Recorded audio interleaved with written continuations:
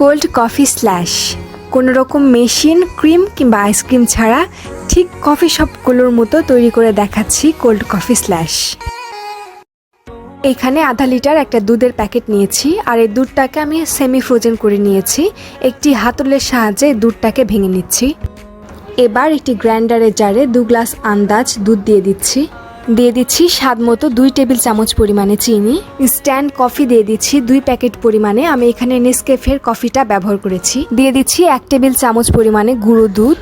দিয়ে দিচ্ছি 4 স্লাইস পরিমাণে চকলেট। বাসায় চকলেট না থাকলে স্কিপ করতে পারেন, আর মন মতো চকলেট ব্যবহার করতে পারেন। গ্রাইন্ডারের মুখ লাগিয়ে একটু বেশি সময় ধরে কফিটাকে ফেটিয়ে নিব। ব্যাস, এবার সার্ভ করার পালা। গ্লাসের গায়ে আমি চকলেট সিরাপ ব্রাশ করে দিয়েছি। আপনারা আপনাদের মন মতো চকলেট সিরাপ দিয়ে নিতে পারেন, চাইলে নাও দিতে পারেন। এবার গ্লাসের ভিতরে কিছুটা আইস কিউব দিয়ে দিচ্ছি।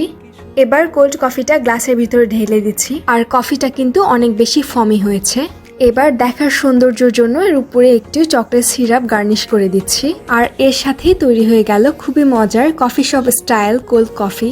যেহেতু এখন প্রচুর গরম পড়েছে, আর গরমের ট্রিট হিসাবে এই কোল্ড কফিটা কিন্তু খুবই পারফেক্ট। আর এইভাবে ট্রাই করলে প্লিজ কমেন্ট করতে ভুলবেন না। আজ এ পর্যন্তই বিদায়, আল্লাহ হাফেজ।